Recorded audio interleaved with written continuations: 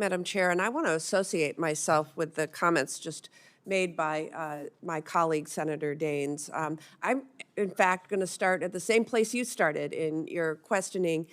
The rescission package before us today would hurt communities that all of us have the privilege of representing. There are 120 rural public media stations that receive at least 25% of their revenue from the Corporation for Public Broadcasting.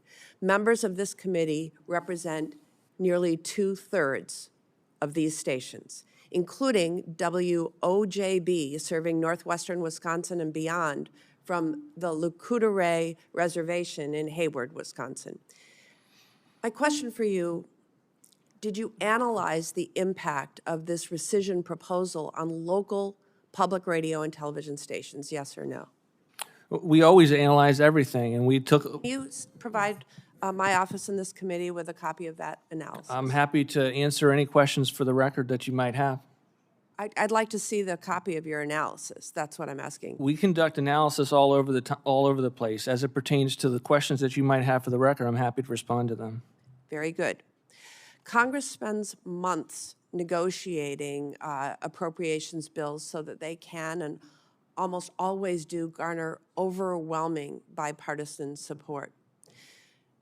I was so proud on this committee to see our committee send most of our subcommittee bills out with near unanimous endorsement.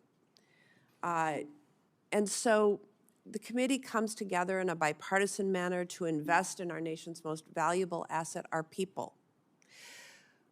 We put the people we represent ahead of partisan politics and invest in our nation's economic development, public health, and national security. Passing partisan rescission packages to undo bipartisan appropriation bills will fundamentally change the work of this committee and Congress. We write these bills to invest in programs that we, the elected representatives of our state, know are important for our communities. Like any bipartisan agreement, there's always things that I don't like and things in it that my Republican colleagues don't like.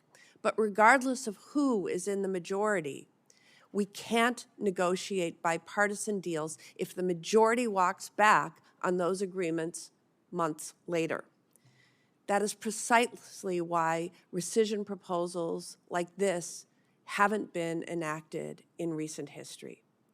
If there are changes to be made to appropriated funding, the levels of funding or what it is spent on, those should be made through the appropriation process. That is why this committee exists.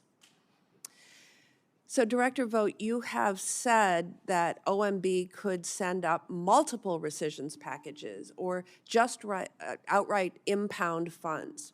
Right now, the Department of Labor is not committed to spending fiscal year 2024 funding for 2024 funding for congressionally directed spending projects as a June 30th deadline quickly approaches. Would congressionally directed spending projects be eligible for a rescission proposal under the Impoundment Control Act? Senator, thanks for the question. We are aware of those funds.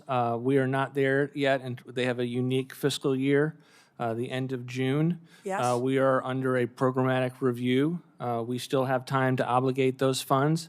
There are 129. We are looking very carefully at those programs to make sure that they are consistent with the President's priorities. These are congressionally directed spending requests from members of this committee on a bipartisan basis that this committee approved. That money needs to be We're certainly aware of the funding at issue. So right now, the Department of Education is not committed to spending appropriated funding for formula grant programs that should be allocated to states and school districts in the coming days. That is leaving schools completely in the dark about how much funding they will have for the school year that starts in 2 months. Would funding for the Department of Education formula grants for before and after school programs or funding directly supporting teachers and educators be eligible for the next rescissions proposal? We are considering multi-year funding, and it is underway with a programmatic review. But again, it is multi-year funding, and no decision has been made with regard to whether they will be a part of any particular rescissions package. We are aware of the extent to which we are reviewing those funds. Madam Chair, I have more questions, but I note that my time has expired. I will submit them for the record. Thank you. Thank you. Senator